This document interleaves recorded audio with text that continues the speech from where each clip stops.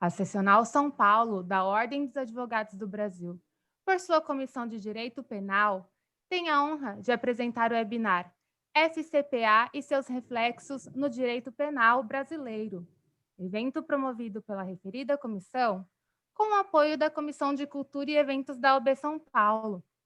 Informamos que este evento compactua com 3 dos Objetivos de Desenvolvimento Sustentável estabelecidos pela ONU, a saber, saúde de qualidade, igualdade de gênero e paz, justiça e instituições eficazes. Com a palavra, senhoras e senhores, doutora Daniela Mediolaro Paes de Azevedo, presidente da Comissão de Direito Penal da OAB São Paulo. Olá, boa tarde a todos e a todas. É uma alegria imensa iniciar esse trabalho em que nós vamos discutir o FCPA e os seus reflexos no direito penal brasileiro. Esse evento ele surgiu de uma conversa que nós mantivemos, né, no nosso sempre ativo grupo da Comissão de Direito Penal, com 2 desses membros, o querido Daniel Aum e a queridíssima Karen Toscano. E é um tema que muito nos interessa, né? Muito interessa a quem milita na área criminal, especialmente na área criminal empresarial. Nós tivemos recentemente, digo, de 5 anos para cá, uma leva de operações envolvendo multinacionais brasileiras, operações criminais, né, envolvendo multinacionais brasileiras, e essas multinacionais brasileiras tiveram que lidar com a lei anticorrupção americana, porque elas tinham ali ações listadas na Bolsa de Nova York, e, portanto, esse é um tema que realmente importa a quem milita na área, especialmente na área do direito penal econômico e do direito penal empresarial. Então, eu não vou me alongar demais, vou passar a palavra aos nossos palestrantes, mas antes eu vou apenas ler o currículo deles, é um currículo de ambos muito de peso, então vamos lá. A doutora Karen Toscano, além de membra, né, muito ativa da Comissão de Direito Penal, ela é graduada pela PUC, de São Paulo, especialista em crimes financeiros pela Fundação Getúlio Vargas, também de São Paulo, especialista em Direito Penal Econômico e Europeu pela Faculdade de Direito da Universidade de Coimbra, em colaboração com o Instituto Brasileiro de Ciências Criminais, o IBCCRIM, e é especialista em Direito Penal e Processual Penal pela PUC de São Paulo, mestrando em Processo Penal pela Faculdade de Direito da Universidade de São Paulo, USP.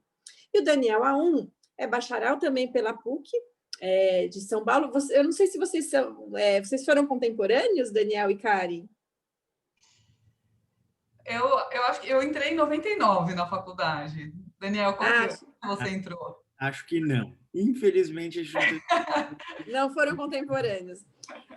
Eu fui sua, né, Karen? Eu saí em 99. Mas vamos lá, continuando com o currículo do Daniel. Ele é bacharel pela PUC, em Direito pela PUC de São Paulo, mas ele tem LLM pela Universidade de Nova York, a NYU, onde depois foi professor assistente. E ele foi admitido para atuar nos 2 países, tanto no Brasil quanto nos Estados Unidos, né? Ele tem a BAR, é um advogado americano, onde ele atua na defesa penal e regulatória de defesas das pessoas físicas e jurídicas brasileiras e estrangeiras, com investigações internas, compliance, gestão de crise e arbitragem internacional, principalmente quando envolve o Brasil e a América Latina. E o Daniel lidera também um grupo, o Under 40, né, Daniel? De cerca de 145 advogados do White Collar Crime com menos de 41 anos, que atuam nos principais escritórios brasileiros e americanos. Então, gente, com essa nossa dupla de peso, nós vamos iniciar, então, os trabalhos. Eu vou passar a palavra primeiro para o Daniel, para ele fazer a exposição dele, e estou ansiosa para ouvi-lo, Daniel. Muito obrigado, Daniela. É um prazer estar aqui com você e a Karen hoje. Obrigado pela organização do evento e parabéns, antes de mais nada, pela condução brilhante da comissão, as atividades sempre muito interessantes, as discussões muito proveitosas.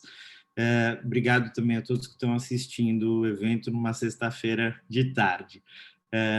Acho que vale a pena começar contando um pouquinho da minha experiência pessoal. Como a Daniela disse, eu sou brasileiro, me formei no Brasil e advoguei aí por alguns anos, originalmente com arbitragem, antes de me mudar para os Estados Unidos em 2011. Então, estou aqui há 9 anos, e aqui que eu me tornei um penalista. E gosto muito do que faço, tenho muita satisfação com isso. Eu advogo num escritório americano, com os temas que a Daniela descreveu. Acho que é importante esclarecer que o trabalho que a gente faz é de direito americano. Muitos dos clientes são brasileiros ou são empresas estrangeiras que, enfim, têm algum tipo de exposição no Brasil, fatos relevantes envolvendo o Brasil, mas é um escritório americano que advoga em direito americano. Feita essa introdução, muito do que eu fiz ao longo dos últimos anos tem a ver com o Brasil. Então, acho que é interessante compartilhar um pouco da perspectiva que eu tenho de brasileiro radicado nos Estados Unidos. Acho que um primeiro ponto relevante é notar que nos Estados Unidos, pessoas físicas e jurídicas são passíveis de responsabilização penal, civil e administrativa. E para tratar um pouco das autoridades competentes, o Departamento de Justiça americano, DOJ, e a Comissão de Valores Mobiliários americana, a SEC, ou SEC, são as principais autoridades envolvidas no combate à corrupção nos Estados Unidos. Elas contam com o apoio investigativo do FBI, da Receita e de outras agências, mas são essas as que a gente mais ouve falar e são as autoridades com as quais a gente mais lida no dia a dia. A missão e as atribuições do DOJ são parecidas em alguma medida com as do Ministério da Justiça, do Ministério Público e da AGU, se combinados numa única instituição, para tentar traçar um paralelo com o Brasil. E no caso da SEC, a atuação é parecida com a da CGU, com alguns elementos de CVM.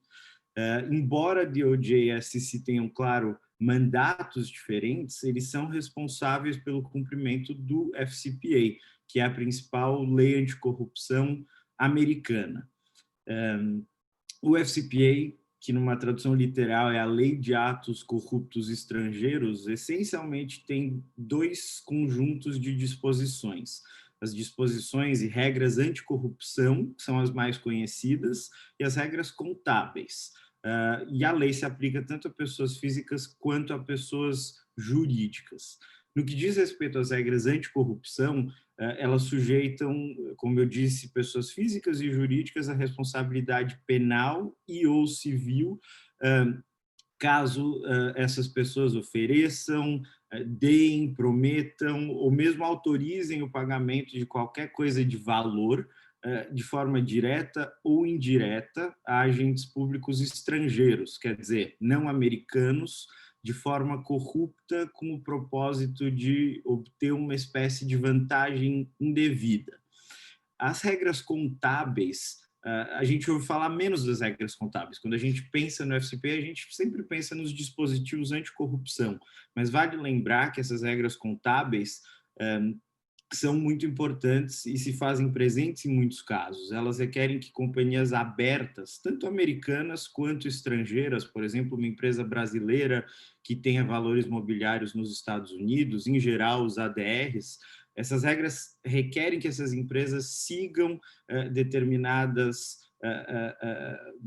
formatos para suas declarações financeiras, mantenham controles internos adequados, registrem nos seus livros pagamentos de forma precisa e devida. E é muito comum ver alegações de violação dessas regras contábeis e de controles internos, mesmo em casos em que não há alegação de corrupção ou quando há suspeita, mas não prova de corrupção. Então, é importante ter isso em mente também para as companhias abertas e, no caso do Brasil, empresas brasileiras com ADRs nos Estados Unidos. Mas, além do FCPA, que é objeto da nossa conversa, as autoridades americanas dispõem de uma série de outras leis para combater a corrupção, inclusive a corrupção privada. Então, por exemplo, dependendo das circunstâncias, quando o FCPA não se aplica, porque, digamos, o destinatário de um pagamento não é um agente público, as autoridades americanas podem alegar fraude eletrônica, chamada wire fraud, o descumprimento de uma lei conhecida como Travel Act, a alegação de violação de alguma lei estadual, como do estado de Nova York, que proíbe a corrupção privada, ou mesmo lavagem de dinheiro. Lavagem de dinheiro, em particular, é muito comum em casos de corrupção aqui. E acho que uma observação importante é o seguinte: o FCPA proíbe e penaliza corrupção ativa na concepção brasileira da coisa. O FCPA não cobre agentes públicos que recebam pagamentos indevidos, mas, de novo, as autoridades americanas dispõem de formas de demandar esses agentes públicos, e lavagem de dinheiro é um instrumento muito importante nesse sentido. Então, para fazer um resumo dessa primeira parte da exposição, pelo lado americano da coisa, empresas e executivos brasileiros devem se preocupar não apenas com corrupção envolvendo agentes públicos, mas também com corrupção privada, e no caso de empresas com ADRs nos Estados Unidos, com problemas contábeis e falhas nos controles internos. Um outro ponto muito interessante é que as autoridades americanas aplicam o FCPA e essas outras leis que eu comentei de forma muito expansiva. Com frequência, as autoridades americanas usam uma série de conceitos e interpretações, alguns deles controversos, para tentar responsabilizar, por exemplo, uma parte pelos atos de terceiros, como prestadores de serviço, ou para responsabilizar uma holding, empresa-mãe, pelos atos de uma subsidiária, ou mesmo dos funcionários de uma subsidiária em outro país. E além dessas interpretações expansivas, DOJ e SEC, em particular, não tem muita hesitação em aplicar o FCPA e outras leis americanas com relação à conduta que se dá majoritariamente fora dos Estados Unidos. O que faz com que muitos acusem as autoridades americanas de ser ou de tentar ser a polícia do mundo. E as autoridades americanas dizem que não são, nem têm a pretensão de ser polícia do mundo.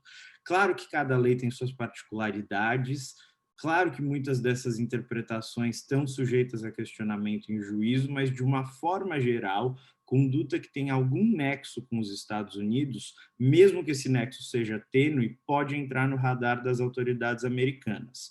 Então, por exemplo, reuniões nos Estados Unidos, transferências bancárias que passem por bancos americanos e até trocas de e-mail usando servidores americanos, Gmail, Google, são exemplos de atos que já foram invocados pelas autoridades americanas para fins jurisdicionais, inclusive em cumprimento ao FCPA. Mas a questão é a seguinte: como a maior parte dos casos nos Estados Unidos, principalmente envolvendo empresas, são resolvidos por meio de acordos, há pouquíssimo questionamento judicial e pouquíssimas decisões judiciais a respeito dessas interpretações e teorias de persecução das autoridades americanas. Aí vocês vão me perguntar, mas por que os casos são resolvidos com essa frequência por meio de acordos? Por que as empresas não litigam isso? E isso acontece com muita frequência porque as empresas têm receio de levar a juízo casos em que um julgamento vai ser público, em que o resultado é incerto, em que a punição pode ser muito severa, em que a imprensa e os acionistas vão acompanhar as alegações ao longo de dias ou de semanas, e as ações de uma empresa podem cair vertiginosamente durante esse tipo de procedimento. Então, quer dizer, isso, principalmente para uma companhia aberta, é um risco que as empresas nos Estados Unidos, em geral, não topam correr. E é exatamente por isso que se vê muitos acordos, no caso de empresas, para resolver casos de corrupção nos Estados Unidos. Além disso, nos últimos anos, o DOJ, em particular, tem tentado aumentar os incentivos e as recompensas para autodenúncia voluntária, para colaboração, para remediação. E isso tem também incentivado empresas a tentar resolver os casos de forma negociada. Por outro lado, pessoas físicas cuja liberdade está em jogo têm um incentivo muito maior para levar esses casos a juízo. E nos últimos anos, de fato, alguns casos de corrupção foram a juízo, envolvendo pessoas físicas, claro, e o DOJ ganhou alguns e perdeu outros. Então, essa é uma das tendências que a gente tem percebido nos últimos anos. Mais casos envolvendo pessoas físicas têm sido levados a juízo. De toda forma, o DOJ tem feito também um esforço muito grande ao longo dos últimos anos para não deixar as pessoas físicas de lado, não deixá-las em segundo plano. Depois da crise de 2008, as autoridades americanas receberam muitas críticas de que tinham punido os bancos pagaram multas muito altas, mas os executivos não foram penalizados da forma que o público esperava. Então, em 2015, o DOJ publica um memorando, uma política chamado Yates Memo, que essencialmente encoraja a persecução de pessoas físicas e determina que qualquer crédito de colaboração para empresas está condicionado a que as empresas identifiquem todos os executivos substancialmente envolvidos ou responsáveis pela conduta em questão, quaisquer que sejam seus cargos, qualquer que seja a senioridade. Num país como o Brasil, mas acho que na América Latina como um todo, onde muitas empresas têm capital fechado, têm controle familiar, essa lógica de reportar a conduta de todos os executivos envolvidos, não importa a senioridade, é algo bastante desafiador. Então, é um outro ponto para se ter em mente no contexto Brasil-Estados Unidos. Acho que um outro aspecto marcante da atuação das autoridades americanas nos últimos anos no combate à corrupção é a publicação de políticas e de guias que orientam a atuação das autoridades, mas que também servem para dar previsibilidade para os jurisdicionados. Tem uma série de exemplos, mas eu vou citar 3 em particular que me parecem importantes. O primeiro, como eu já disse, é uma política do DOJ que estabelece critérios e regras para recompensar a colaboração corporativa no campo do FCPA. Essa política, então, diz que se as empresas colaborarem plenamente, reportarem voluntariamente determinada conduta, remediarem malfeitos, essas empresas vão fazer jus a um certo crédito de colaboração. E aí existe uma gradação de créditos conforme o grau de colaboração com o governo. O segundo conjunto de documentos é um guia que já está na 3ª edição, um guia de compliance, que tem mais de 120 perguntas que os procuradores americanos devem fazer quando analisam programas de compliance. E eles levam em conta a existência e a eficácia dos programas de compliance na hora de determinar se vão ou não vão denunciar uma empresa, que tipo de imputações eles vão apresentar, como o caso vai ser resolvido, se vão dar algum tipo de crédito ou de alguma forma mitigar a multa. O compliance é levado em conta nesse contexto. Então, isso é muito útil para que as empresas saibam quais são as expectativas das autoridades.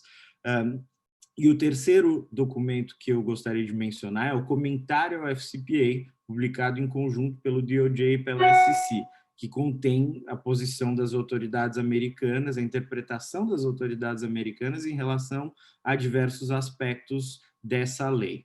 Claro que esses documentos têm suas imperfeições, claro que, por exemplo, no caso do guia, do comentário ao FCPA, as interpretações das autoridades estão sujeitas a questionamento judicial, mas é útil para os jurisdicionados, para as empresas, para pessoas físicas, para executivos, para os advogados entender como o governo pensa. Mais um ponto relevante, acho que é a aplicação do FCPA nos últimos anos. Todo mundo temia que o FCPA, o combate à corrupção, fosse deixar de existir nos Estados Unidos depois que o Trump foi eleito. Ele, ainda quando empresário, era muito crítico da lei. E, embora o Trump não pareça efetivamente ser muito fã do FCPA, as estatísticas mostram que, de uma forma geral, o FCPA continua sendo cumprido ao longo desses últimos anos. Eu, pessoalmente, acho que isso se deve, pelo menos em parte, ao fato de que o DOJ e a SEC têm unidades específicas de FCPA, cujos integrantes, em boa medida, são funcionários de carreira, são as pessoas que tocam os casos no dia a dia e que, em algum grau, estão insulados das mudanças políticas, das trocas de administração. Acho que 2 bons exemplos disso são resoluções nesses últimos dias. Acho que no final da semana passada, no começo da semana que vem, no final da semana passada, no começo dessa semana, A JF, do grupo JBS, fechou um acordo com o DOJ, e ontem Goldman Sachs, o banco americano, fechou o que parece ser o maior acordo da história do FCPA com relação ao escândalo de corrupção na Malásia. E como parte desse acordo, eles concordaram em pagar 2,9 bilhões de dólares. Parte dessas multas, parte desses valores vão ser abatidos de pagamentos feitos por autoridades em outros países, mas acho que essa é uma indicação clara de como a lei continua viva e sendo aplicada. E não dá para a gente falar de FCPA no contexto brasileiro sem tratar um pouco também da cooperação entre as autoridades brasileiras e americanas, que cresceu exponencialmente nos últimos anos. Isso começou com o caso da Embraer e depois continuou durante a Lava Jato, e não tem nenhum paralelo no mundo. As autoridades dos dois países compartilham informações, resolvem casos em alguma medida em conjunto, trocam ideias, trocam provas, e acho que é muito importante que empresas e pessoas físicas tenham isso em mente.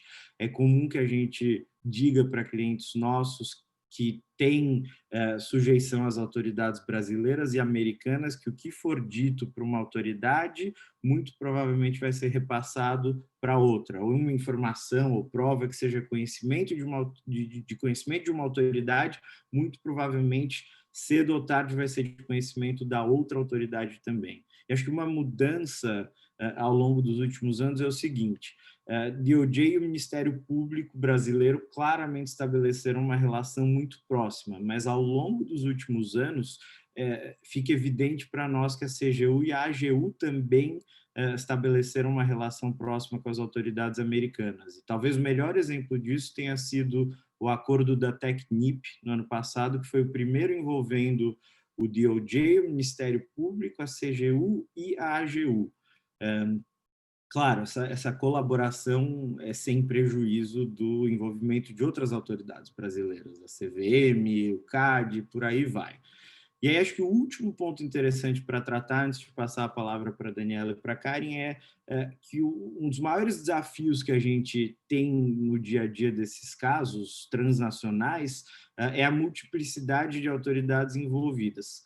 Claro que vocês lidam com isso também no Brasil, mas no plano internacional é a mesma coisa. E eu acho que há dois lados dessa questão. Acho que, em primeiro lugar, as discussões entre as próprias autoridades, quer dizer, a divisão do bolo. Em segundo lugar, a segurança jurídica de uma resolução global ou coordenada por uma empresa ou por uma pessoa física, e o risco de penalização duplicada, quer dizer, o tamanho do bolo.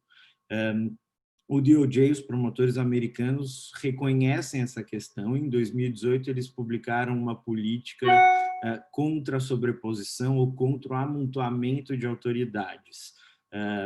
Essa política reforça a preocupação do DOJ, desencoraja a imposição de penas duplicativas, de bis in idem, pela mesma conduta, por várias autoridades, e recomenda que o DOJ coordene com outras autoridades, sejam elas autoridades americanas, como a SEC, sejam elas autoridades estrangeiras, como o Ministério Público ou a CGU, para evitar que esse amontoamento, essa sobreposição de autoridades resulte na imposição de sanções duplicativas.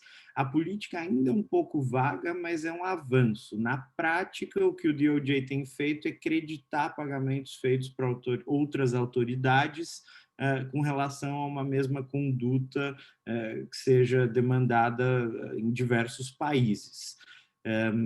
Acho que um último ponto é que, embora haja algum avanço nos Estados Unidos no que diz respeito ao bis in idem para empresas, não há ainda uma regra muito clara que trate do bis in idem no caso de pessoas físicas, que é muito importante também. Sem a percepção de pessoas físicas, não há os casos empresariais no mais das vezes. Talvez isso surja no futuro, mas, por enquanto, ainda não apareceu. Acho que essas são as minhas posições iniciais, fazer um apanhado geral do avanço do combate à corrupção aqui nos últimos anos, e estou à disposição para responder a quaisquer perguntas. Obrigado. Daniel, obrigada.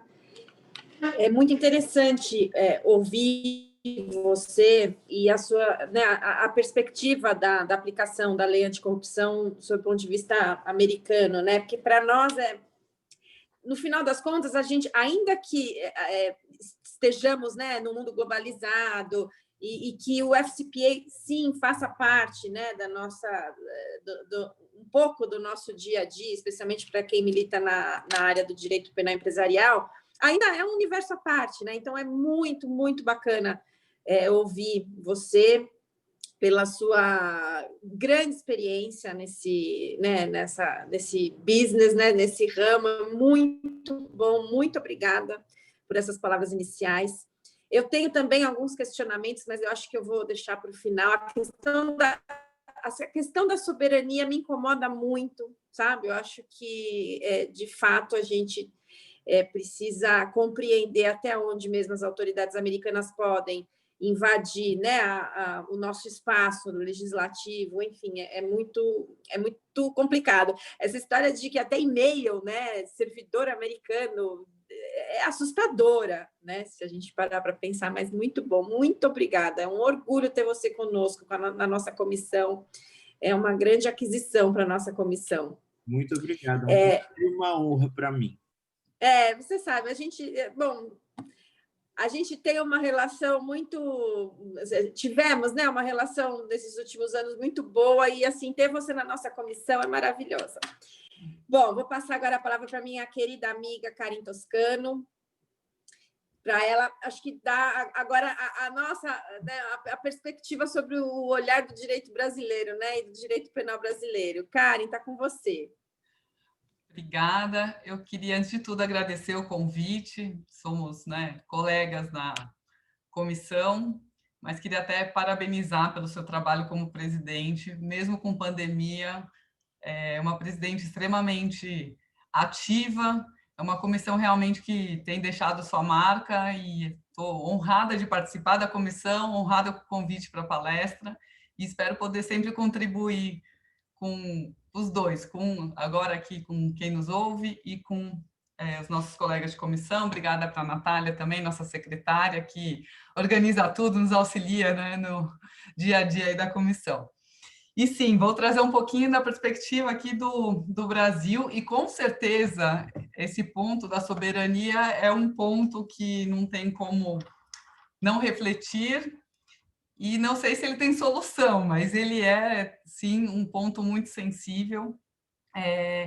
E, na verdade, quando a gente pensa nos reflexos do FCPA no direito brasileiro, né, no direito penal brasileiro, a gente já pensa que realmente a gente está num mundo globalizado, que os países, embora tenham sua soberania, eles não conseguem mais sobreviver individualmente. Então, todos os países, de certa forma, e entendo que principalmente os países, né, da América Latina, África, Ásia, mais dependentes dos países de primeiro mundo, acabam, em muitos momentos, cedendo e tendo que fazer adaptações para atender necessidades dos parceiros comerciais.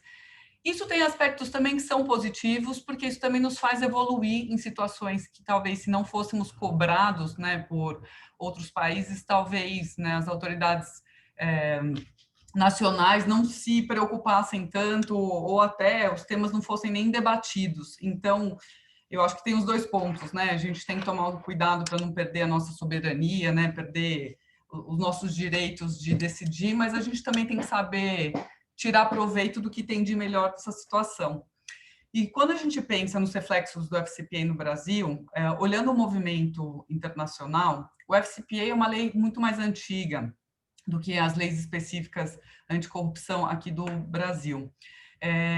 Não diferente do Brasil, nos Estados Unidos também as leis acabam sendo movidas, né, por conta de movimentos aí sociais e históricos. Então, o FCPA veio depois do escândalo do Watergate, então ele tem também uma razão de ser, mas ele foi sendo, na verdade, mais intensificadamente aplicado também mais recentemente do que desde logo. E um ponto que é onde acaba refletindo diretamente no Brasil, os Estados Unidos, porque o FCPA, lembrando, a gente está falando de corrupção de autoridades estrangeiras, né? Então, a gente está realmente falando da corrupção transnacional. E aí, o FCPA vem com uma série de previsões de sanções de natureza penais e cíveis, pessoas físicas e jurídicas, regras de contabilidade, né? Então, vem com uma série de exigências e punições para as empresas, né, para as pessoas com correlação com os Estados Unidos, que corrompessem autoridades estrangeiras. Só que aí, o que os Estados Unidos também começou a perceber? Que ele estava saindo, assim, as empresas americanas estavam em desvantagem porque o resto do mundo não estava punindo e se preocupando da mesma forma com esse tipo de conduta. E nós estamos falando, sim, de comércio internacional. Então, e eu não estou dizendo dos países só de terceiro mundo, né, em desenvolvimento, onde, infelizmente, a corrupção acaba acontecendo de maior forma, mas se a gente olhar para a Europa aceitava esse tipo de conduta, e mais do que aceitava, ela quase que estimulava, porque na Europa não se podia fazer corrupção, mas se a corrupção fosse fora, ela era despesa dedutível. Então, veja, enquanto uma empresa, né, americana estava vindo investir no Brasil, na África, na Ásia, né, que são os países que a gente principalmente vê os problemas de corrupção, e tinha que entrar, né, de uma forma legítima, sob pena de ser responsabilizada, né, civil, criminalmente, e ter...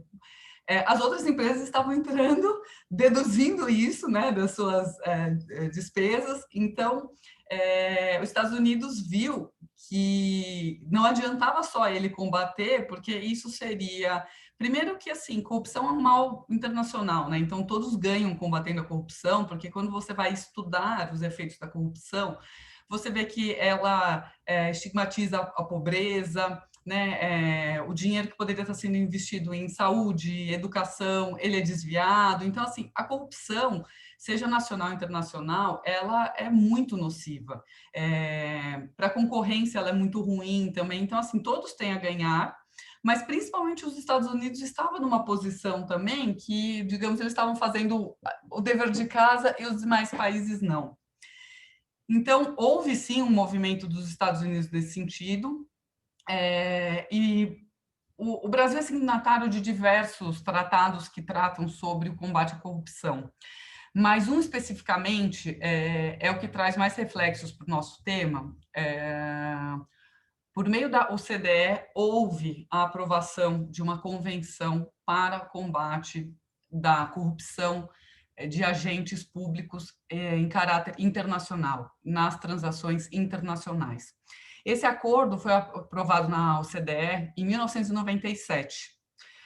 Lembrando que o Brasil não é membro, ele, na verdade, é o que chamam de parceiro estratégico, né, o key partner da OCDE, mas o Brasil, inclusive, aguarda desde 2017 que tem um pedido oficial, então, para ser membro.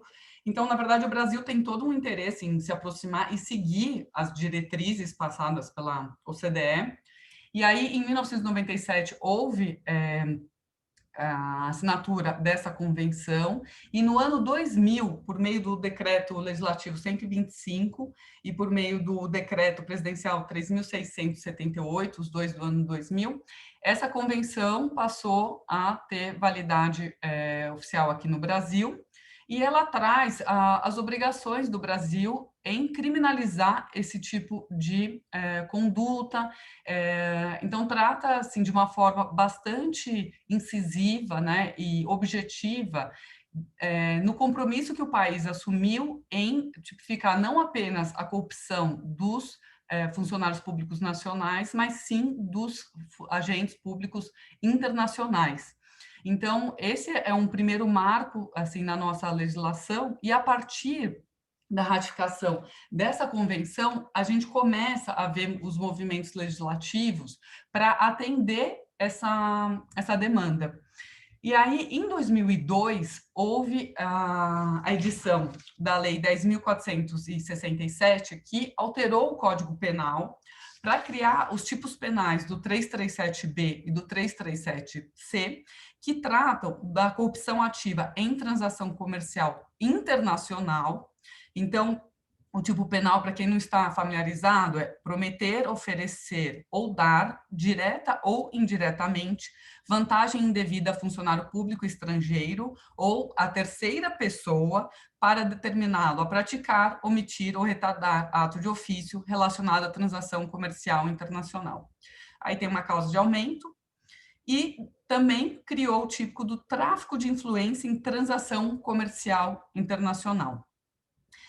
Seguindo a sistemática do Código Penal, essa mesma lei trouxe a definição do que seria funcionário público estrangeiro, que é bastante parecida com a de funcionário público nacional. Então, considera-se funcionário público estrangeiro para os efeitos penais quem, ainda que transitoriamente ou sem remuneração, exerce cargo, emprego ou função pública em entidades estatais ou em representações diplomáticas de país estrangeiro.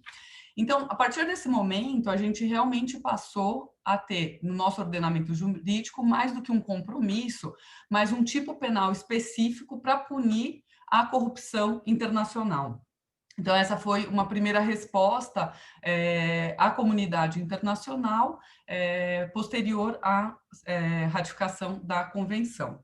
Essa mesma lei, 10.467, ela alterou, na época, a lei de lavagem de dinheiro, porque em 2002 a lei de lavagem de dinheiro ainda tinha o rol de crimes antecedentes para a tipificação do crime de lavagem. E aí ela também alterou para inserir a corrupção de agentes públicos internacionais como um crime antecedente da lavagem.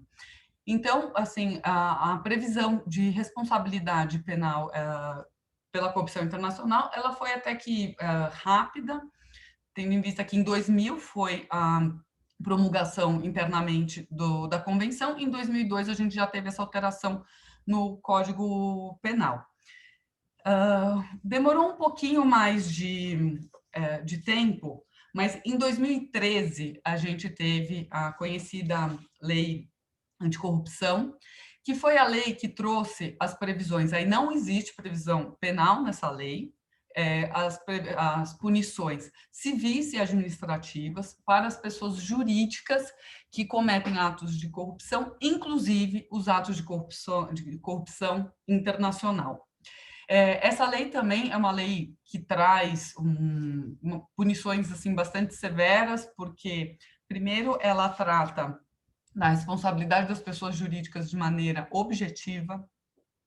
Ela estende a responsabilidade das pessoas jurídicas para as coligadas, empresas do grupo, então, em casos de sucessão. Então, assim, existe uma ampliação dessa responsabilidade. Ela não exclui a responsabilidade das pessoas físicas que tiveram parte no ato de corrupção. Então, assim, essa legislação, ela, digamos, fechou o pacote, assim, enquanto o Código Penal, a alteração trazida em 2002 pelo Código Penal, trouxe as responsabilidades penais das pessoas individuais que competecem autoridades públicas. A lei de 2013, ela trouxe as responsabilidades civis e administrativas para as pessoas jurídicas que, da mesma forma, cometam atos de corrupção nacional e internacional, mas como a gente está falando do FCPA, vamos focar, então, nos atos também de corrupção internacional.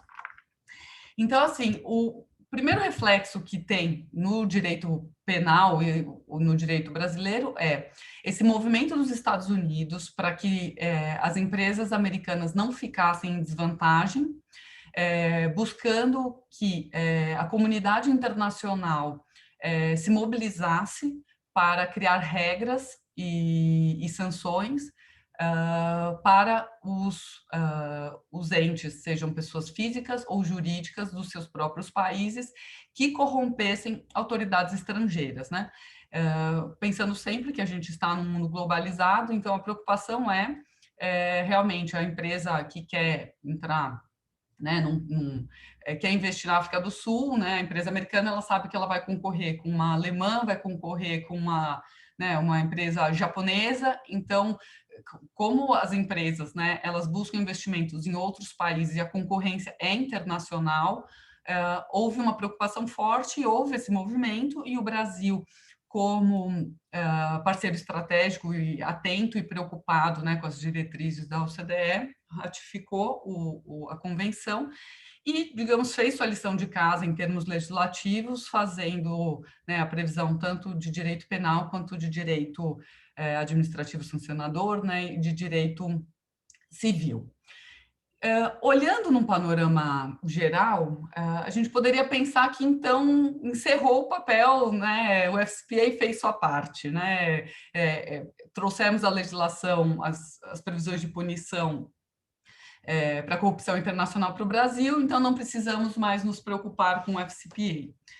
Mas não é essa a realidade de quem atua na área penal empresarial, como eu sempre atuei, toda a minha carreira como advogada criminal sempre foi focada no direito penal empresarial. O que a gente percebe desde então? Em que pese a existência de lei, a gente tem muito forte isso no país, né? A lei que pega, a lei que não pega, né? A gente tem aquela sensação muito forte das pessoas de impunidade, de que aqui tudo acaba em pizza e tudo mais. Em relação à aplicação de crime de corrupção internacional, ele basicamente quase não acontece.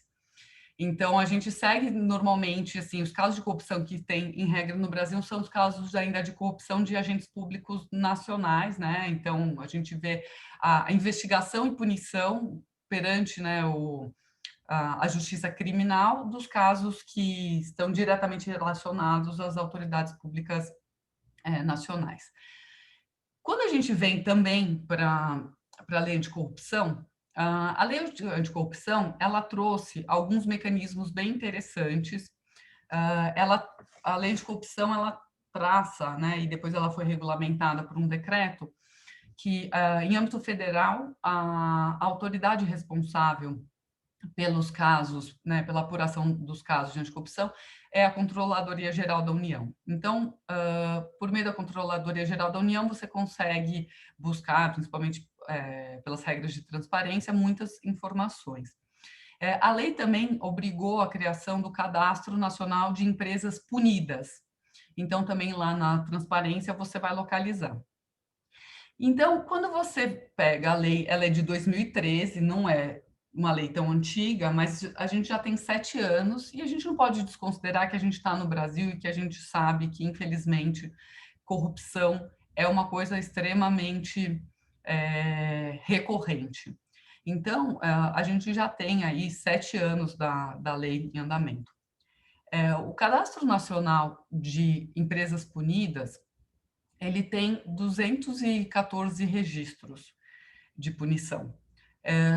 Olhando esses 214 registros, verifica-se que várias empresas estão com CNPJs diferentes, sendo a mesma empresa, então são coligadas. Então, a gente já pode falar que, individualmente, são 100 e poucos casos apenas. Mais do que isso, diversas são EIRELIs, empresas assim, sem nenhum tipo de representatividade. Então, assim, pensando nos casos realmente de corrupção que a gente tem, sabe que tem, em 7 anos, apenas por volta, isso eu estou falando em âmbito nacional. Então, se a gente pensar que em 7 anos, em todo o território nacional, praticamente 100 e poucas empresas de pouca expressividade foram punidas, eu diria que não houve punição. Da mesma forma, a lei anticorrupção, ela traz a possibilidade dos acordos de leniência. No site da CGU, tem a relação completa de acordos de leniência e até hoje foram celebrados 12.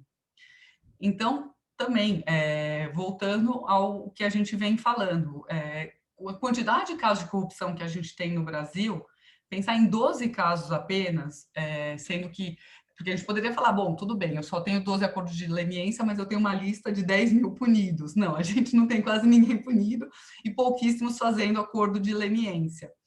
Então, E esses acordos de leniência, praticamente todos foram feitos no âmbito da Lava Jato.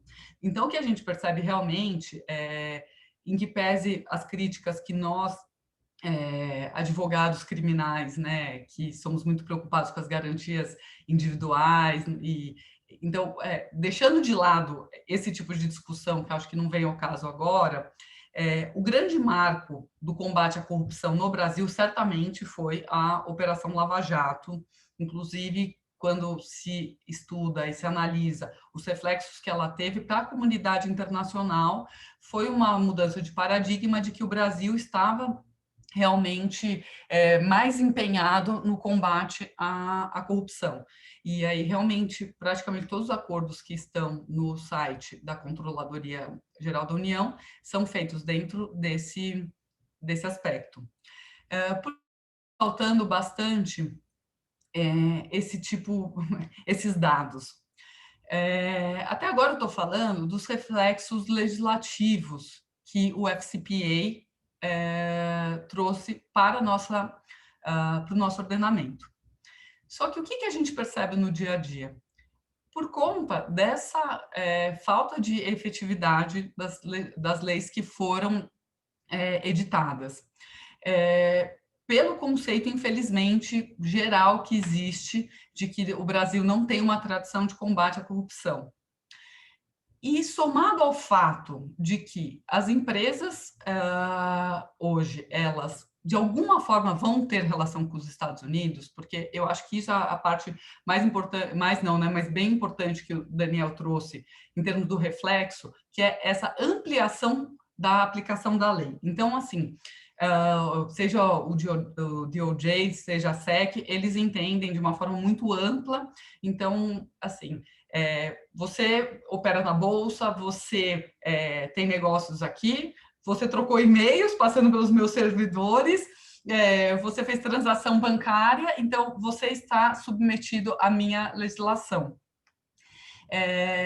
Então, como as empresas hoje, as grandes, né, elas vão de alguma forma estar vinculadas aos Estados Unidos e, de fato, o FCPA e outras leis que são aplicadas em paralelo ao FCPA são aplicadas de maneira mais rigorosa, o que a gente percebe é que as empresas que vêm investir no Brasil ou já investem, elas não que elas não se preocupam com a nossa legislação, mas elas trazem a preocupação do combate à corrupção, da importância das normas de compliance, dos programas de integridade, da preocupação com, né, ter as certificações e tudo mais, muito em decorrência dessa prestação de contas para os Estados Unidos. Então, independentemente dos Estados Unidos gostar ou não do termo ser a polícia do mundo, isso acaba acontecendo porque eles,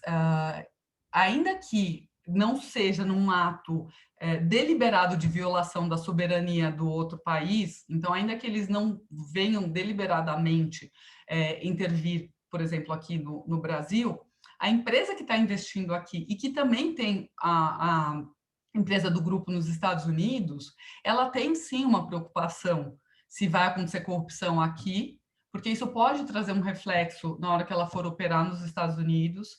E mais do que isso, muitas vezes essas empresas já fizeram acordo com o DOJ, e nesses acordos elas não só se comprometeram a não ter outros atos, e aí é em âmbito internacional, porque a proibição é de corrupção de autoridades públicas internacionais, mas para a celebração do acordo, muitas vezes elas tiveram que declinar todos os atos de corrupção que elas tinham ciência. Então, isso traz uma preocupação de saber se tem algo acontecendo e, se é descoberto algo depois, o que fazer com a informação. Porque renegociar com o DOJ e reabrir o acordo nem sempre é uma tarefa muito, muito simples, pode ficar sujeita a novas multas.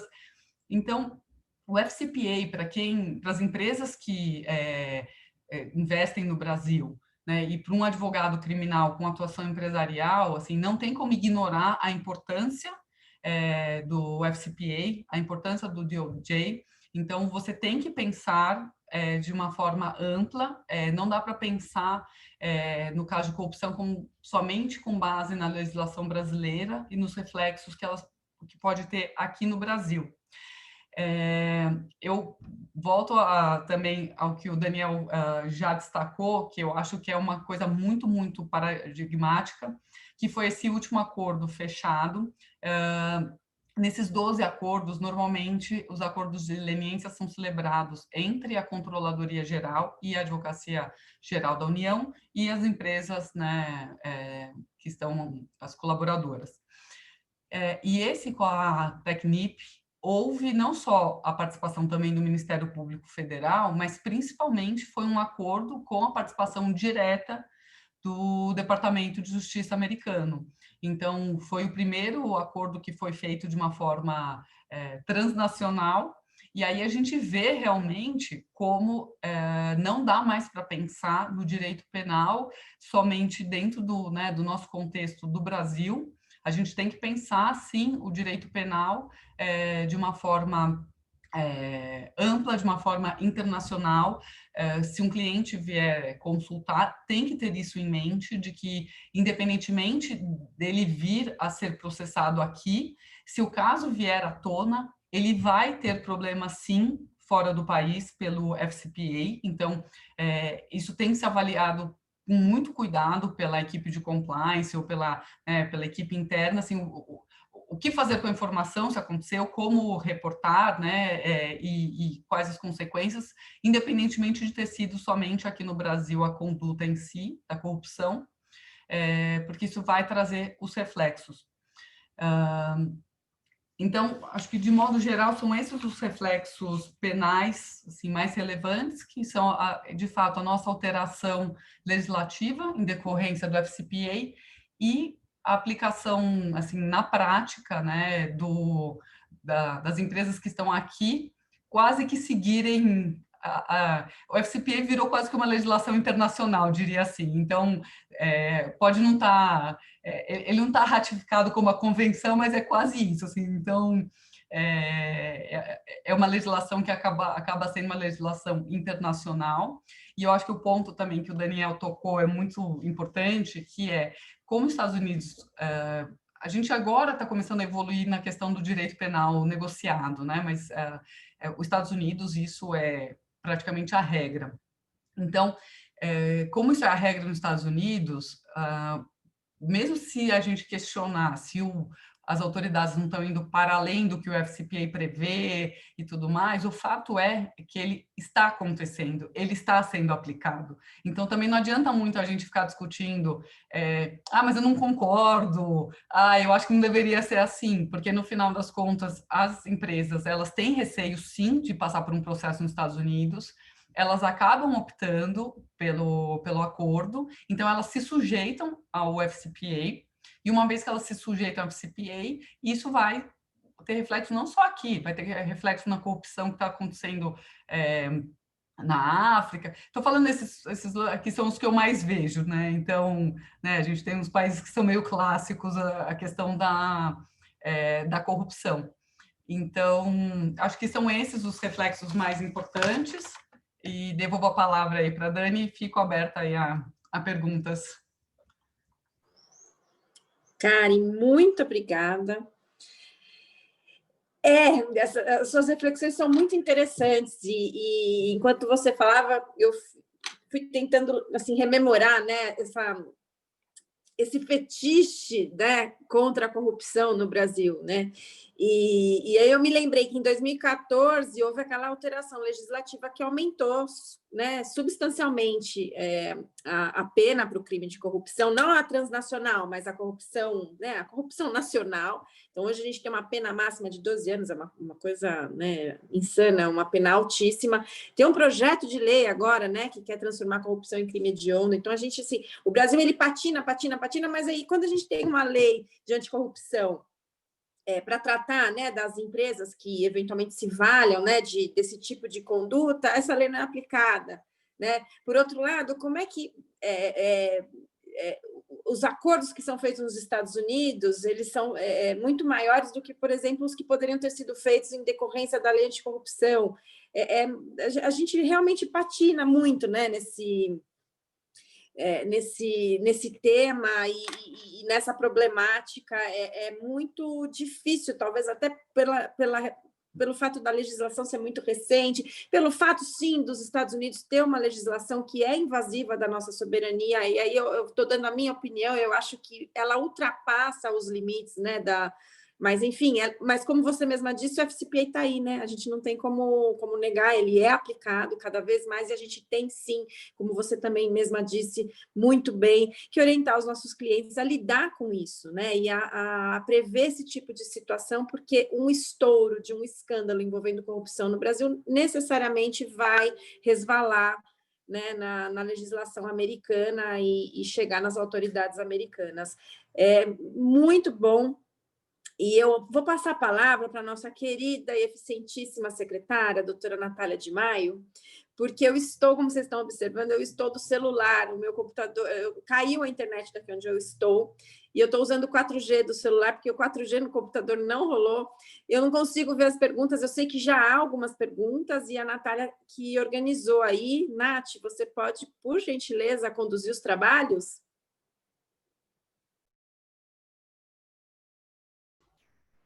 Claro, Dani. Primeiro, obrigada. Queria agradecer esses elogios maravilhosos dessa presidenta maravilhosa.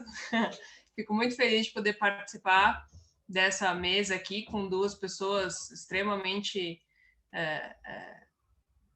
bem resolvidas e bem colocadas, né? Acho que ficou muito claro para vocês, o FCPA não é um assunto muito facinho de entender, eu acho, tem os seus... Cada parte tem a sua vírgula, né, extra, e vocês conseguiram colocar de um jeito que ficou muito fácil para todo mundo entender, então, parabenizar os dois pela exposição excelente. E eu já vou puxar as perguntas. O nosso querido Arthur Prado pergunta para os dois se vocês enxergam alguma norma de direito internacional ou algum acordo ou resolução que consiga definir quando vai haver bis in idem. Uma pergunta que não é nem um pouco fácil de responder, mas jogo a batata para vocês. Bom, não sei se o Daniel tem alguma coisa específica. Eu entendo, na verdade, assim, o bis in idem, ele sempre é um calcanhar de Aquiles, né? Assim, primeiro, nacionalmente, né, a gente tem as dificuldades que são similares a que o Daniel falou, que daí nem é exatamente só o bis in idem, em matéria penal, mas a questão das diversas autoridades envolvidas, né, e você ter uma insegurança jurídica de que quantas pessoas vão apurar, e aí tem a sanção civil, administrativa, penal, então você acaba tendo, por uma mesma conduta, uma série de responsabilizações.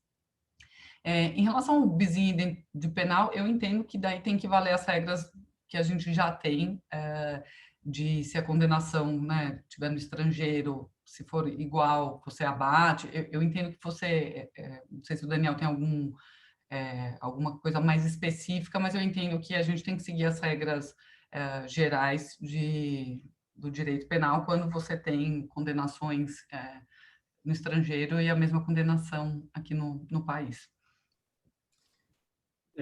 Obrigado, Nath, Karen.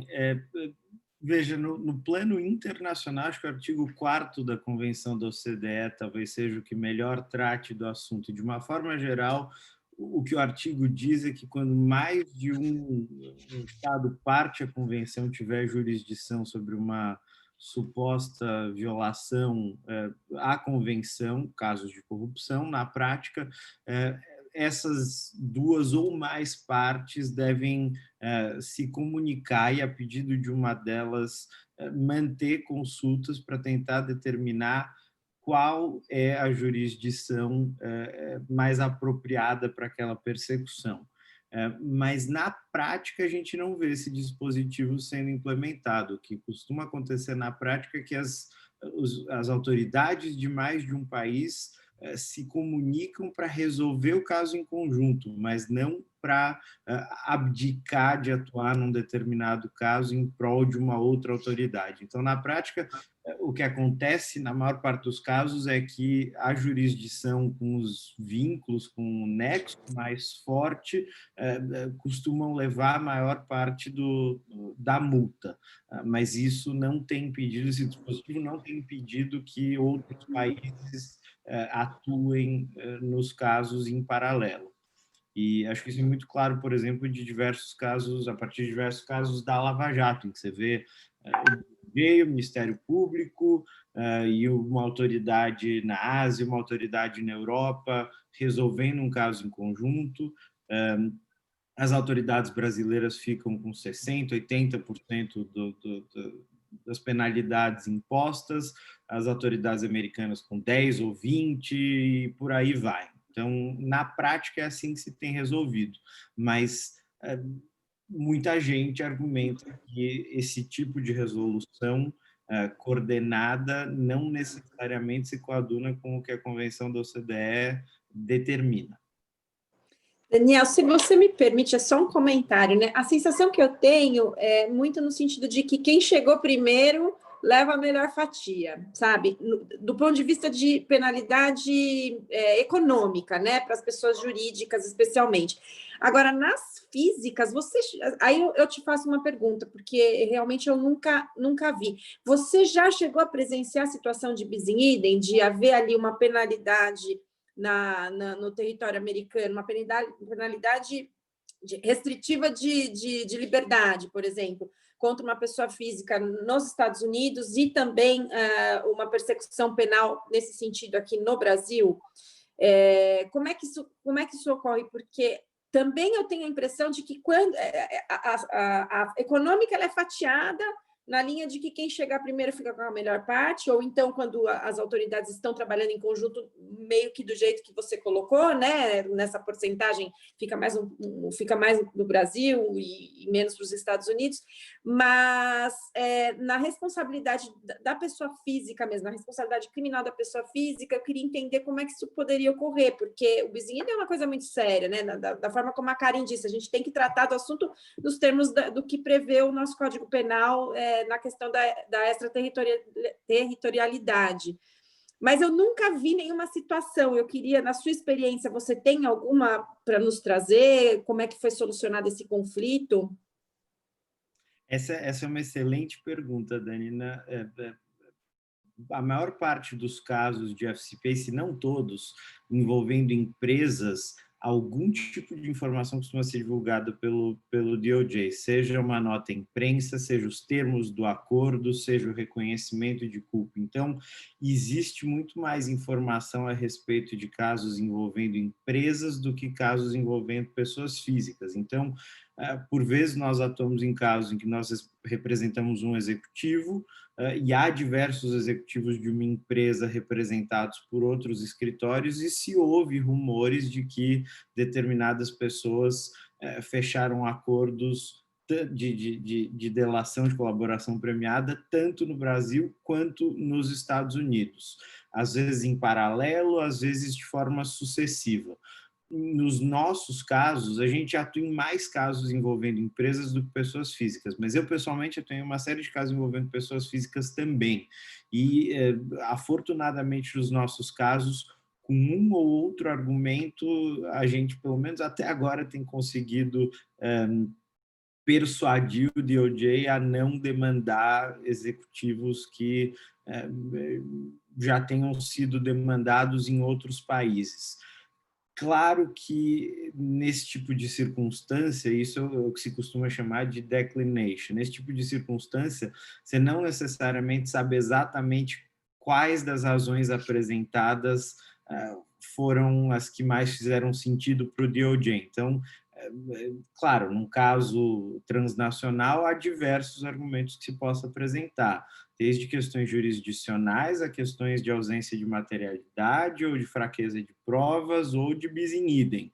E em muitos desses casos, mais de um argumento é viável pela parte da defesa. Então, é difícil saber exatamente qual deles ressoou mais com as autoridades americanas, mas esse certamente é um dos pontos que a gente levanta quando pertinente na defesa de pessoas físicas, e efetivamente é uma defesa razoável, né? Se um executivo, se uma pessoa física ou fechou um acordo e recebeu uma punição no Brasil, ou foi a juízo e ao final do caso foi punido, não me parece justo que essa pessoa seja punida em outro país pela mesmíssima conduta. Se houver outros elementos, se houver conduta adicional, a conversa pode ser outra, mas não pela mesmíssima conduta num outro país que já foi punida.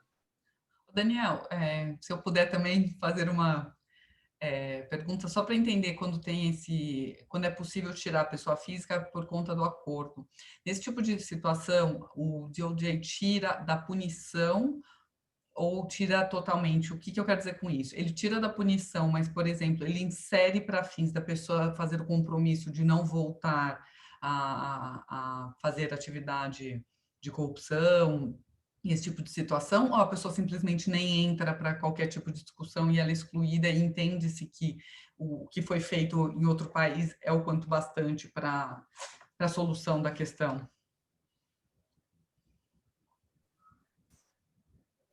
Você diz no contexto de um acordo, ou do caso de uma pessoa física em paralelo ao caso de uma pessoa jurídica? Isso, que a pessoa física foi... Porque eu entendi que vocês levam ao conhecimento do DOJ que ele não precisa ser punido no âmbito, assim, de uma negociação com pessoa jurídica, o que quer que seja, porque ele já recebeu a punição, né, ou fez algum tipo de acordo, né, que previa regras, seja aqui no Brasil ou em outro Brasil. Eu queria só entender se, assim, o DOJ entende esse argumento para falar, então eu não preciso me preocupar com você, ou ele entende esse argumento para falar, tá bom, então você não precisa de punição, mas eu vou, nem que seja quase uma homologação desse acordo para pôr as mesmas condições, alguma coisa, se ele puxa a pessoa para dentro, para vinculá-la de alguma forma, só um pouco isso que eu queria entender, porque eu tenho um pouco a sensação que nesse tipo de situação,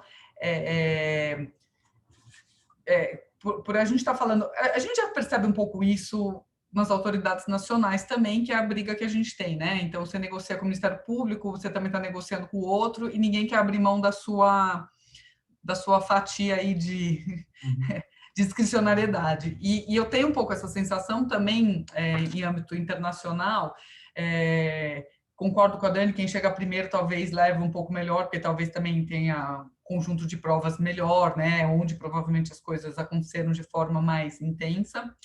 Mas eu sinto um pouco que, assim, principalmente as autoridades mais preocupadas, por exemplo, nos Estados Unidos, uma vez que identifique algo e entenda a relevância, tende a puxar, até para não abrir precedente de que em determinadas situações não vai ter poder, né, discricionário para solucionar aquela questão. Então, só não sei se você chegou já a trabalhar algo assim, mas só fiquei com essa curiosidade, se você trazer a informação o quanto bastante para falar, não, tudo bem, então você já está resolvido, eu vou seguir aqui só com esse que ainda não foi punido. Esse é um bom ponto também. É difícil falar em abstrato, porque depende muito das circunstâncias específicas de cada caso, mas de uma forma geral, a postura das autoridades americanas costuma ser a de ou não demandar uma determinada pessoa física por qualquer razão. Uma possível razão é essa pessoa já foi punida em outro país por outras autoridades pela mesma conduta, mas pode haver outras razões, ou o DOJ decide demandar denunciar uma pessoa jurídica, e aí ou essa pessoa vai a juízo ou essa pessoa firma um acordo. Mas não existe, pelo menos na minha experiência, uma espécie de conversão formal de um acordo num país ou homologação de um acordo num outro país nos Estados Unidos. Então, ou isso é reconhecido mais ou menos informalmente como uma possível causa para não se tomar nenhuma medida, ou isso é ignorado e os Estados Unidos entendem que ou a punição não foi suficiente ou há um nexo adicional e decidem denunciar essa pessoa física aqui também.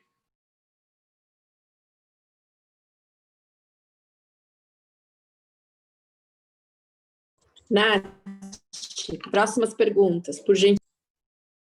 Vou seguir aqui. A próxima pergunta é do nosso secretário da Comissão de Processo Penal, doutor Ricardo Bento, nos prestigiando. E ele direciona para o Daniel, mas eu acho que, se a Karen claramente quiser dar a sua opinião a respeito, mas ele pergunta se, na opinião de vocês, o FCPA fragiliza direitos, garantias e liberdades, como os atos patrióticos, em especial o ato 18º de combate ao terrorismo.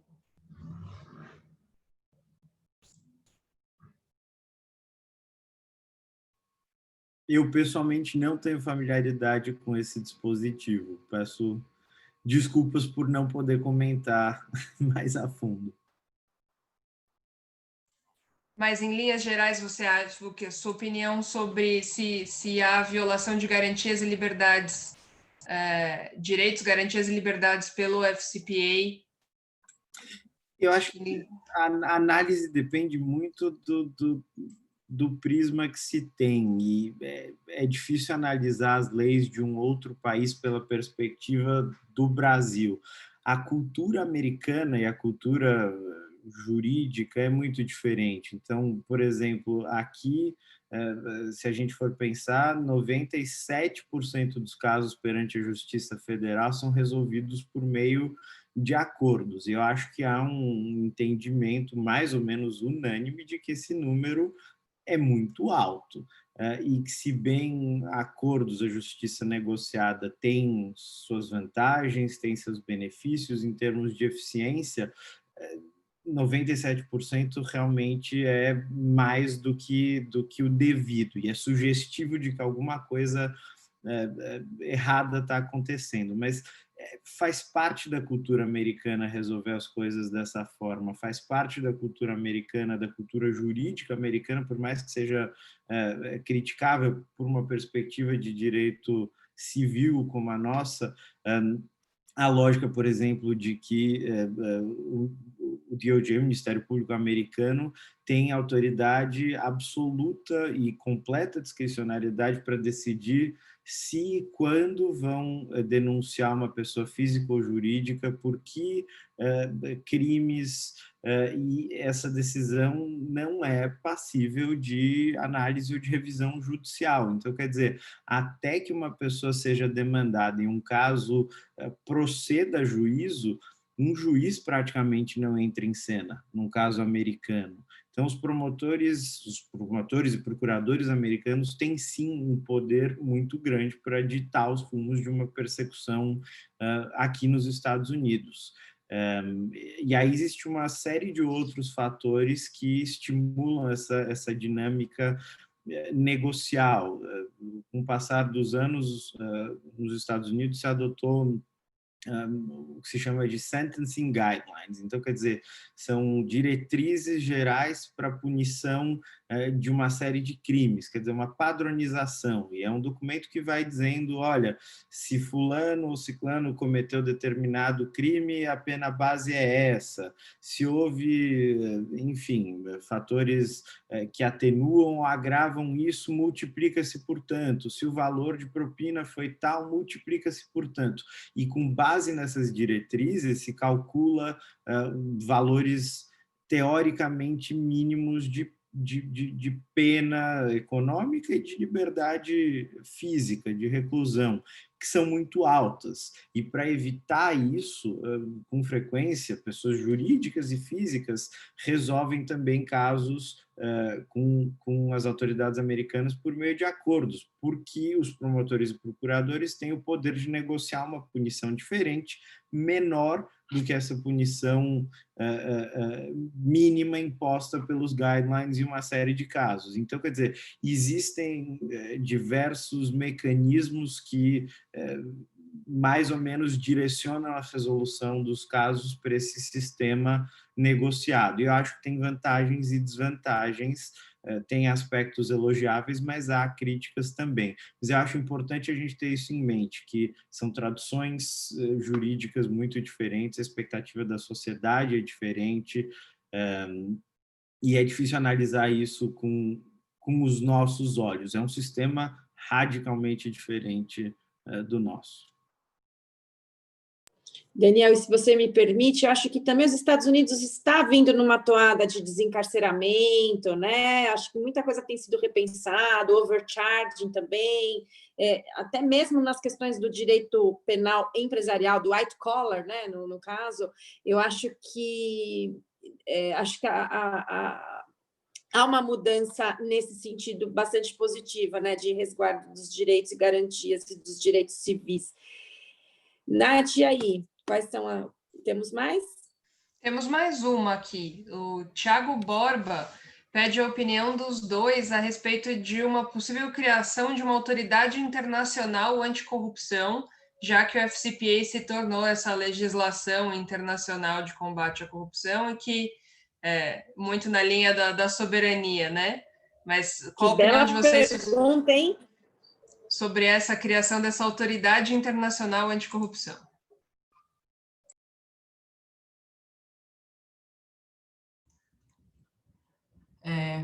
Não é para nenhum... Não tem destinação certa essa. Não, olha, é para os dois. Na verdade, assim, eu acredito que a questão do combate à corrupção ela já é uma preocupação mundial, né? Eu citei muito a Convenção de 97 por ser a mais específica do tema, mas existe uma série de tratados e convenções que o Brasil é signatário que tratam do assunto específico.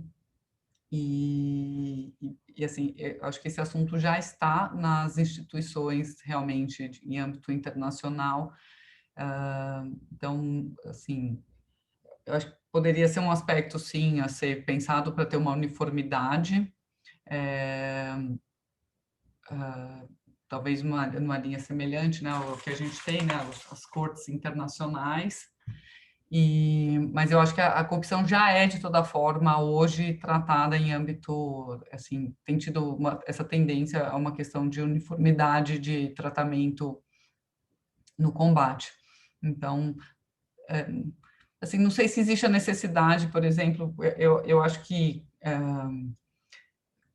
a gente já está se sujeitando, né, a aumentar o combate por conta da pressão internacional. Não sei se existiria a necessidade de ter uma única instituição para combater, mas eu acho que, de qualquer forma, todo esforço é válido, porque realmente a corrupção é muito, muito nociva, e talvez o que a gente possa refletir é que talvez tenha realmente países assim que ainda... acho que o Brasil, com todos os defeitos, evoluiu bastante, mas talvez tenham países hoje que talvez realmente precisam de um reforço. A gente só precisa sempre tomar cuidado com a violação de soberania, né? Então, às vezes, essas questões de corrupção, isso quando você vai ler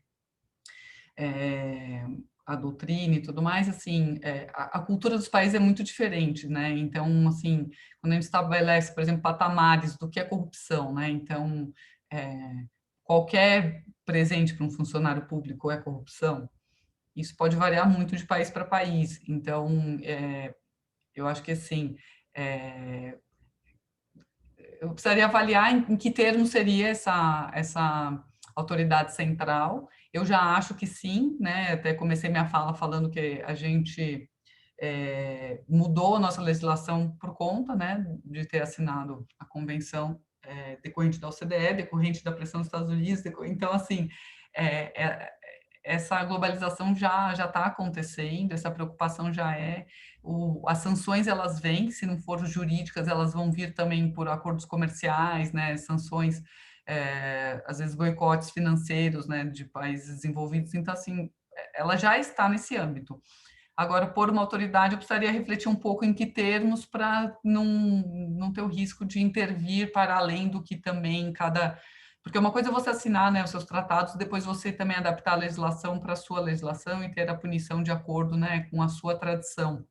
O Daniel estava falando agora, né, se o FCPA tem ou não tem, se ele invade ou não, né, garantias individuais. Quando a gente olha o sistema americano como um todo, eu acho que para todo processualista, né, brasileiro, é um pouco chocante, eu quero crer, porque eu me choco muito com o sistema que busca mais eficiência do que justiça, assim, eu tenho muita dificuldade com o sistema americano como um todo, até quando eu estou vendo filme, eu vejo aqueles interrogatórios da polícia, eu falo, não é possível que eles estejam fazendo isso, eles estão mentindo, então, assim, eu acho que, assim, a tradição de cada país, a legislação de cada país é diferente, então o que eu acho muito, muito importante são os movimentos que já estão acontecendo, né? Existir a preocupação internacional, os tratados, mas ainda assim garantir uma certa liberdade. Então, acho que dependeria um pouco de que forma essa autoridade central, qual seria a jurisdição dela, quais seriam os limites e tudo mais, mas tendo que a corrupção tem que ser combatida internacionalmente, mas não consigo dizer neste momento se seria bom ou não, porque acho que dependeria muito da forma, porque principalmente nós que estamos num país, né, que não é de primeiro mundo, a gente tem que tomar cuidado também, né, porque às vezes as regras são ditadas e a gente só acaba tendo que se submeter, né? Então, são essas minhas ponderações. Eu concordo, eu sou um pouco cético em relação a um organismo supranacional de combate à corrupção, se existem as dificuldades que existem só dentro do Brasil, e quando a gente fala na perspectiva transnacional Brasil-Estados Unidos, transpor isso para um plano global seria muito complexo. Eu acho que por uma perspectiva de legitimidade, por uma perspectiva de eficiência, já que é desejável que se combata a corrupção, e por uma perspectiva de aplicação justa da lei aos jurisdicionados, acho que as autoridades, o combate à corrupção por meio de autoridades domésticas, mas que se coordenem entre si, é a forma mais adequada de fazer isso. E acho que, como a Karen falou, no âmbito da OCDE, as reuniões que as autoridades dos diversos países têm para se alinhar, para conversar, para, enfim, exercer algum tipo de pressão com relação a determinado país que não esteja atuando de forma adequada, ou punindo excessivamente, ou punindo menos do que deveria. Acho que o caminho é por aí, é na coordenação, é na cooperação, é no diálogo, mais do que a criação de um novo sistema. Eu vou fazer só até um complemento, falando em OCDE. Tanto a gente já é fiscalizado internacionalmente, que no site da OCDE existe uma aba específica sobre as questões do Brasil, né?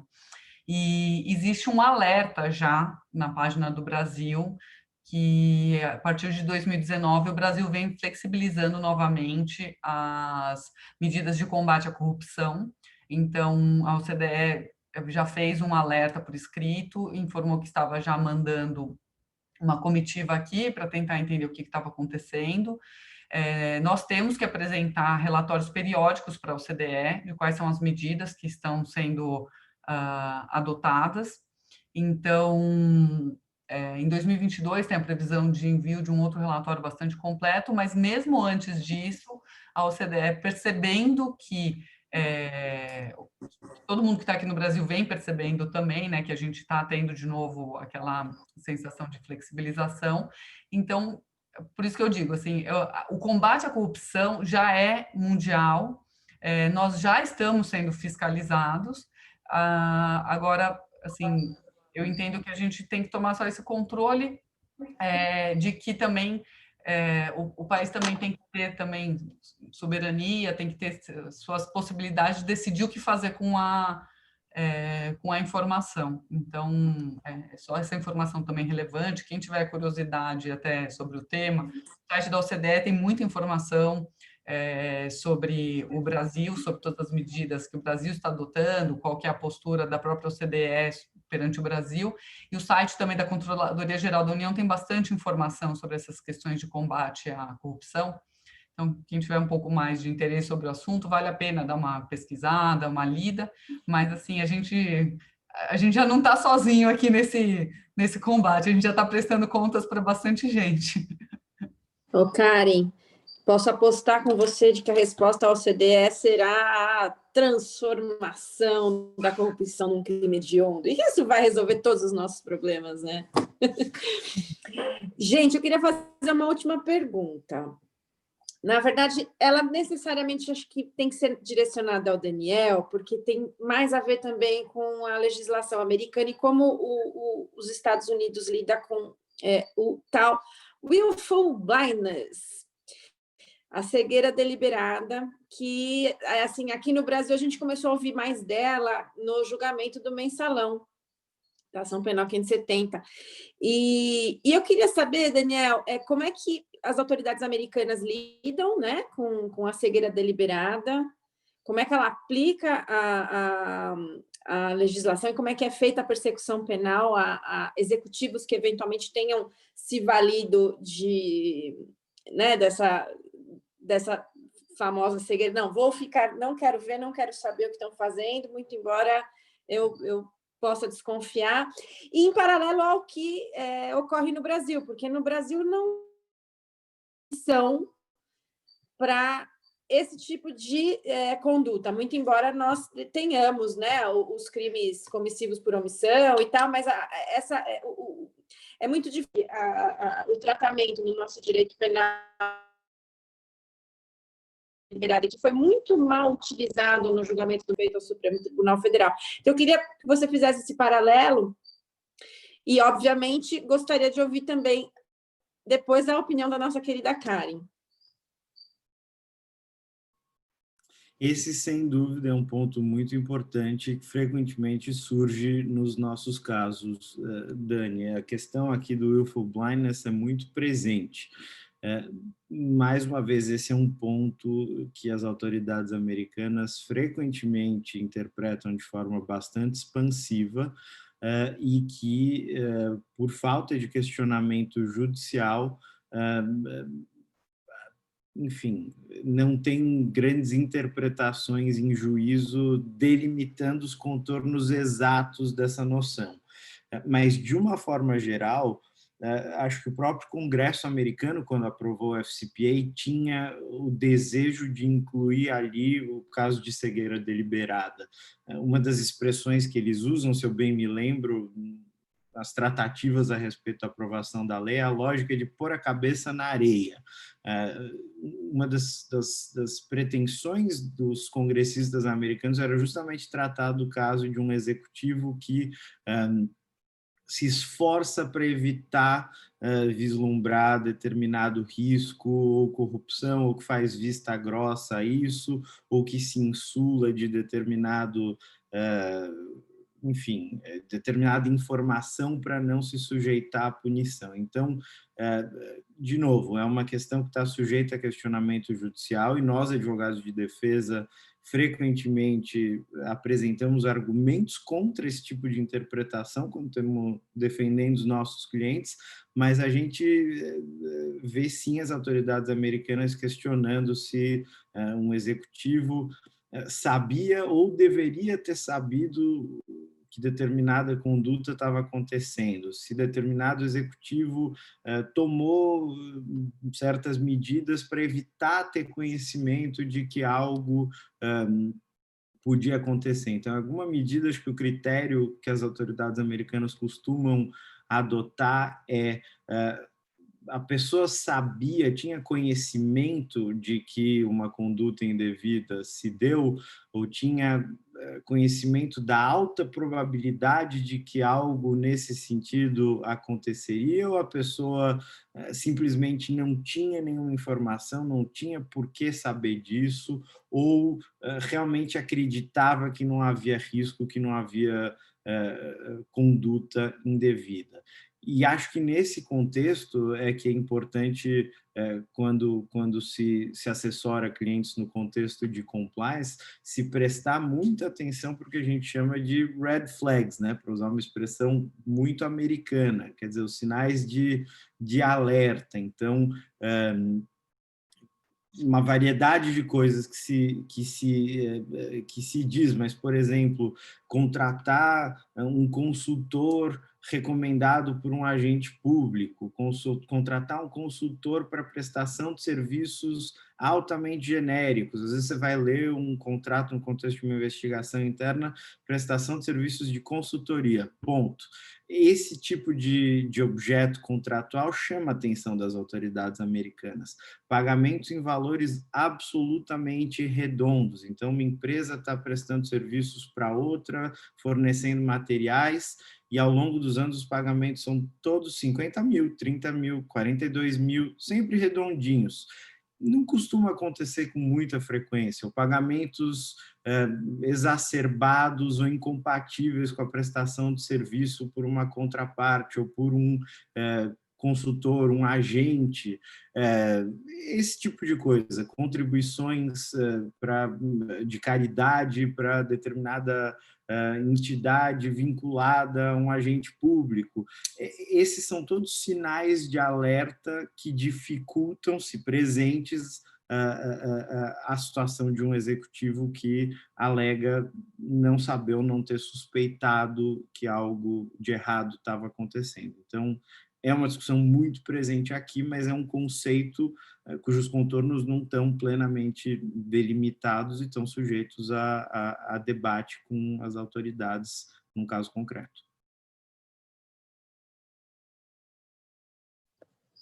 Doutora Karen.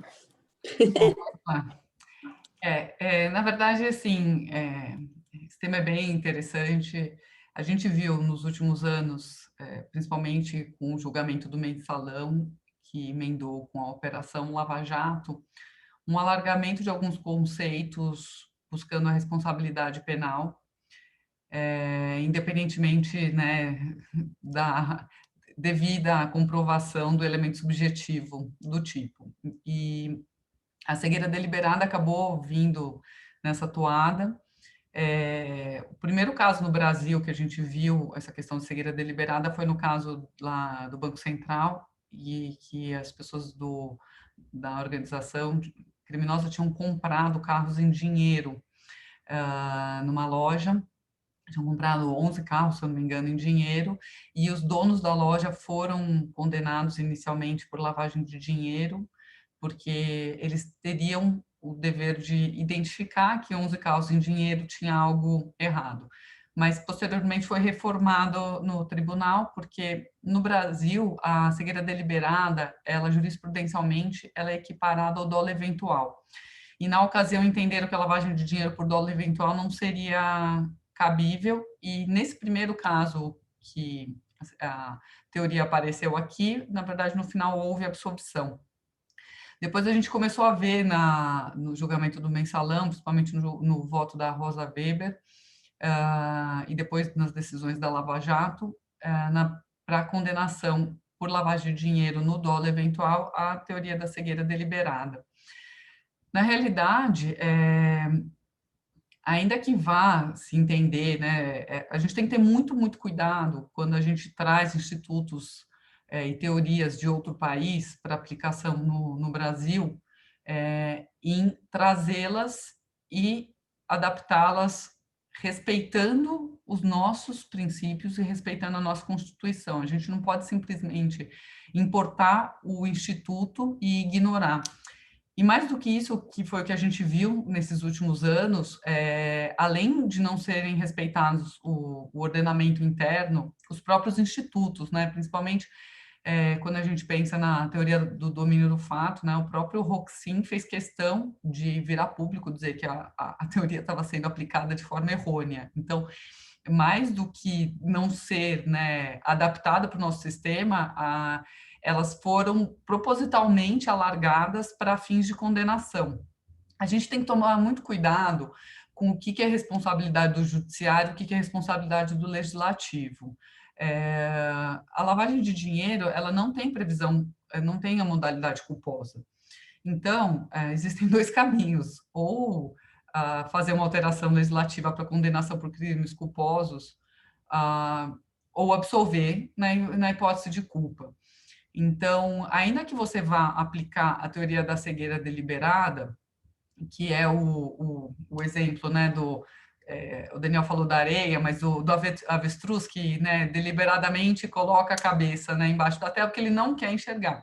Mas a teoria da cegueira deliberada, ela exige também, além de todos os potenciais conhecimento, né, não é só o deveria saber, assim, tem que estar demonstrado realmente a capacidade da pessoa de ter conhecimento de que ocorreria uma prática ilícita, né, no caso principalmente de lavagem de dinheiro, né, da origem ilícita do valor e tudo mais, mas o que acaba afastando ela da culpa e trazendo ela para o dolo ainda que eventual, é a questão de que, para configurar a cegueira deliberada, a pessoa tem que também criar barreiras para que ela não identifique. Não é só ela não saber, porque o que a gente acaba vendo? A responsabilidade objetiva. A pessoa está num determinado cargo, e porque ela está naquele cargo, ela tinha o dever de saber que o valor do dinheiro que está sendo lavado era criminoso.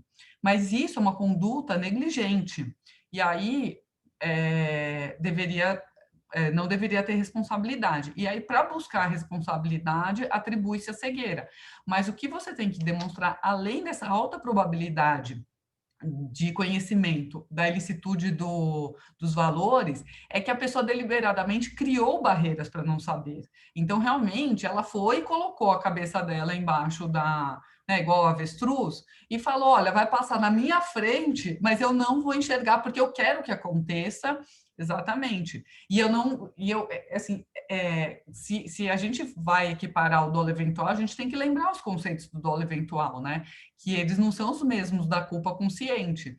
Então, ele vai um passo além, que é a pessoa, né, ter essa possibilidade e pôr as barreiras, de modo que, com essas barreiras, ela está assumindo o risco que a situação esteja passando na frente dela, e ela prefere, aí sim, se omitir e não adotar providências. Então, eu acho que a grande preocupação é que, com o clamor público por responsabilidade penal que a gente teve nos últimos anos, e a gente sabe que os nossos tribunais, mesmo o Supremo, que quando a gente pensa que o Supremo deveriam ser dos ministros mais preparados, né, para lidar com o clamor público e seguir julgando de acordo com a Constituição e com todos os princípios, com as convenções internacionais de direitos humanos e todo o nosso ordenamento, acabam cedendo, e para buscar, né, uma resposta aí à sociedade, né, uma resposta punitivista, ficam criando, né, assim, soluções mágicas, né, e aí parece que o nome fica bonito, e aí fica mais fácil de justificar, mas o que a gente tem que ver, não interessa se a gente está falando de cegueira deliberada, não interessa se a gente está falando de teoria do domínio do fato, não interessa do que a gente está falando. Para você ser condenado no Brasil, você tem que respeitar o elemento subjetivo que o tipo exige. Então, se o tipo é doloso, vai ter que ser comprovado o dolo, não interessa o nome da teoria, e você vai ter que trazer provas disso. Se o elemento exigir dolo direto, específico, vai ter que ser demonstrado. Se o tipo, né, permitir um dolo eventual, vai ter que ser. E se a situação é de culpa, ainda que consciente, ela não é dolo. Então, eu acho que o grande problema do que a gente vivenciou nos últimos tempos foi que um pouco os fins justificam os meios. Corrupção é uma coisa muito grave, lavagem de dinheiro é muito grave. Eu acho que a gente tem aqui um público que basicamente deve ser de penalistas, mas é uma coisa que eu sempre tento explicar para quem não é. Nenhum advogado criminal defende a impunidade no Brasil, e isso ou em qualquer parte do mundo. Isso é muito importante que as pessoas entendam. Ninguém quer que tudo acabe em pizza. O que todo mundo quer é que existam julgamentos justos. Então, o que é assim, se a lei não prevê, não pode ser condenado, simples assim, porque a gente tem que ter segurança jurídica, né? A gente tem que ter previsibilidade. Então, se a gente quer condenar por uma situação culposa, a gente tem que ter previsão, porque daí a pessoa sabe que mesmo agindo com culpa vai responder pelo tipo penal. Se não tem a previsão e ela agiu com culpa, ela vai ser absolvida, simples assim. Então, eu acho que a grande problemática todas essas teorias, né, que são trazidas para o Brasil, primeiro, a falta de cuidado de uma correta adaptação, e ver até se ela é aplicável para o nosso sistema, porque às vezes ela é interessante do aspecto doutrinário, mas ela não, pelo menos para o sistema sem uma alteração legislativa, não tem aplicabilidade.